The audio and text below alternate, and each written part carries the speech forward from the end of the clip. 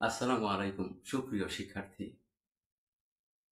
আবুল বাশার একাডেমিতে স্বাগতম। এখন সময় হয়েছে পড়ালেখার। আসো শুরু করি। আমরা এখন শুরু করব পঞ্চম শ্রেণীর গণিত বইয়ের অধ্যায় 10 জ্যামিতি এর 102 পৃষ্ঠা থেকে আলোচনা। প্রথমে রয়েছে 10.2 সামান্তরিক ও ট্রাপিজিয়াম।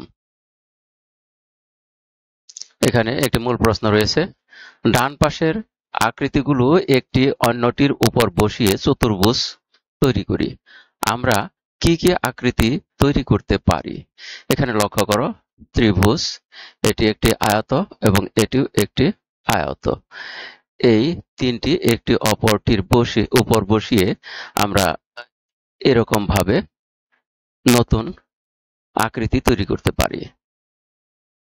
এখানে লক্ষ্য করো, এই আয়তর উপরে এই ত্রিভুজটি বসিয়ে এই যে এখানে একটি আকৃতি হয়েছে যা ক, তারপরে খতে আরেকটি আকৃতি হয়েছে, গ নম্বরে আরেকটি আকৃতি হয়েছে, এই যে গাঢ় অংশটুকু, ঘ নামে আরেকটি আকৃতি তৈরি হয়েছে, ও আরেকটি আকৃতি তৈরি হয়েছে এবং চ আরেকটি আকৃতি তৈরি হয়েছে। এখানে দেখো রেজা বলছে, আমরা জানি আয়তের পরস্পর বিপরীত বাহুগুলো সমান ও সমান্তরাল।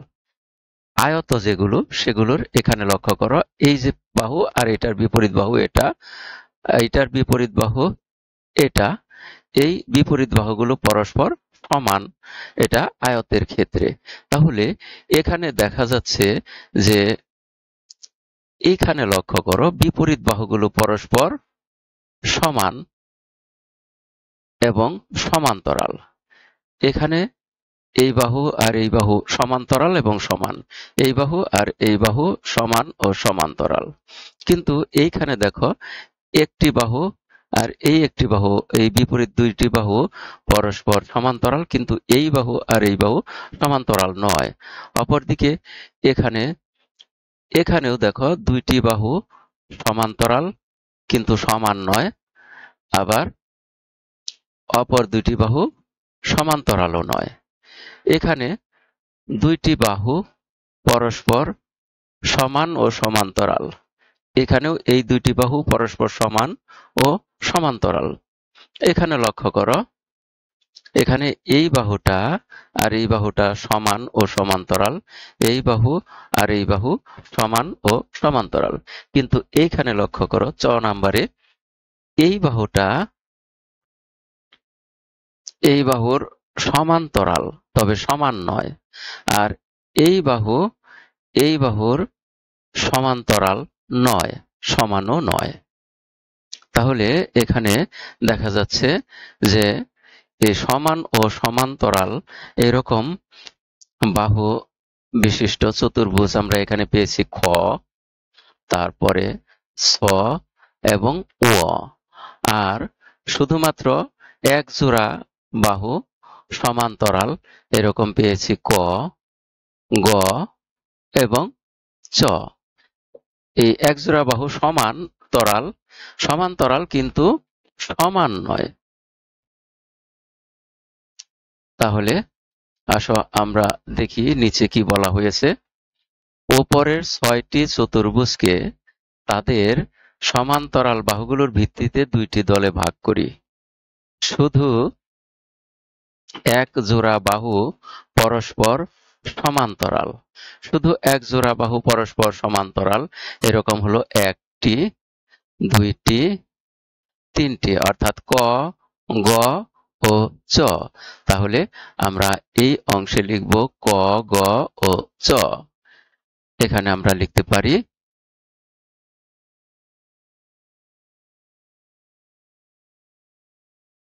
ক,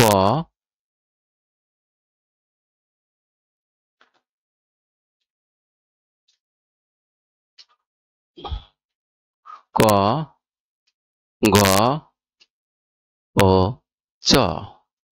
আবার দুই জোড়া বাহুই পরস্পর সমান্তরাল এরকম তিনটি আছে। দুই জোড়া বাহুই পরস্পর সমান ও সমান্তরালের মধ্যে আছে খ, ঘ এবং উ। তাহলে এখানে আমরা পেলাম খ, ঘ এবং ও। এইগুলো পরস্পর সমান ও সমান্তরাল দুই জোড়া বাহুই। আর এখানে ক, গ, চ শুধু এক জোড়া বাহু পরস্পর সমান ও সমান্তরাল। তাহলে আমরা এই প্রশ্নগুলোর উত্তর এখানে খাতায় লিখতে পারি।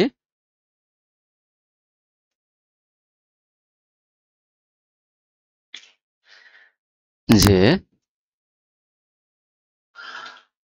আমরা জানি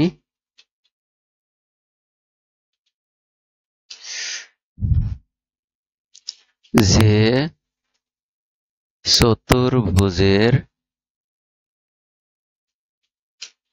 বিপরীত বাহু গুলো পরস্পর সমান ও সমান্তরাল।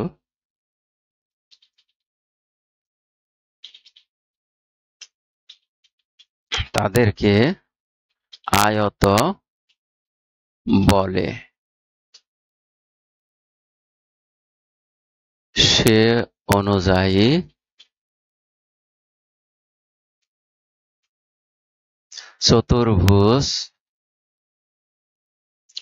চতুর্ভুজ খ,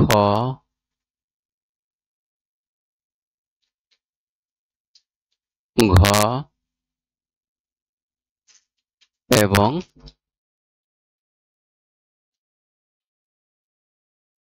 বইয়ে কি আছে, 102 পৃষ্ঠা শেষ হলো, এবার 103 পৃষ্ঠায় দেখি কি বলছে।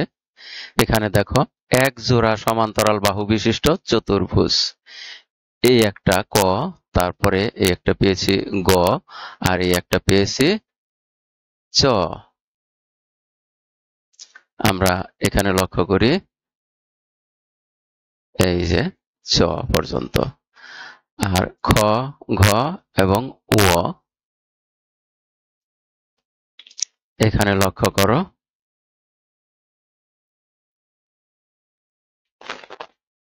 যে এখানে আমরা যা পেয়েছি ক, গ, চ এক জোড়া সমান্তরাল বাহু বিশিষ্ট চতুর্ভুজ, আর এখানে দুই জোড়া সমান্তরাল বাহু বিশিষ্ট চতুর্ভুজ খ, ঘ এবং ও। আমরা দেখি এখানে যে চতুর্ভুজের এক জোড়া বাহু পরস্পর সমান্তরাল তাকে ট্রাপিজিয়াম বলে। এখানে লক্ষ্য করো, এই একটা বাহু আর এই একটা বাহু সমান্তরাল। এখানে সমান নাও হতে পারে, শুধুমাত্র সমান্তরাল হলেই তা হবে ট্রাপিজিয়াম। তাহলে আমরা এখান থেকে জানলাম যে চতুর্ভুজের এক জোড়া বাহু পরস্পর সমান্তরাল তাকে ট্রাপিজিয়াম বলে। এটা একটা ট্রাপিজিয়াম। তাহলে এইখানে যে তিনটি চতুর্ভুজ পেলাম, এই তিনটি চতুর্ভুজই হলো ট্রাপিজিয়াম। আর তারপরে বলা হয়েছে যে চতুর্ভুজের দুই জোড়া বাহু পরস্পর সমান্তরাল তাকে সামান্তরিক বলে। এখানে লক্ষ্য করো, যে চতুর্ভুজের দুই জোড়া বাহু পরস্পর সমান্তরাল তাকে বলে সামান্তরিক। তাহলে আমরা এখানে যা আয়ত ধরেছি, অর্থাৎ দুই জোড়া বাহু সমান ও সমান্তরাল বলে তাকে আমরা আয়ত বলেছি। কিন্তু আয়ত বলার জন্য আরো নির্দিষ্ট একটি বৈশিষ্ট্য রয়েছে, সেটি আমরা পরে আলোচনা করব। এখন আমরা শুধু বলবো যে দুই জোড়া বাহু যদি পরস্পর সমান্তরাল হয় তবে তাদেরকে আমরা বলবো সামান্তরিক। যে চতুর্ভুজের দুই জোড়া বাহু পরস্পর সমান্তরাল তাকে সামান্তরিক বলে। অর্থাৎ এই বাহু আর এই বাহু সমান্তরাল, আর এই বাহু আর এই বাহু সমান্তরাল, আর এ কারণে এদেরকে বলা হয় সামান্তরিক। আমরা আর এখানে যে আয়ত বলা হয়েছে, লক্ষ্য করো, এইটা হলো আয়ত।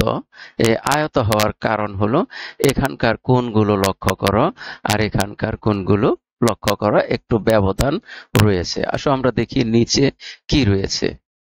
এখানে লক্ষ্য করো, নিচের আকৃতিগুলো থেকে ট্রাপিজিয়াম ও সামান্তরিক খুঁজে বের করো। আকৃতিটি ট্রাপিজিয়াম বা সামান্তরিক কেন তার কারণ ব্যাখ্যা করো।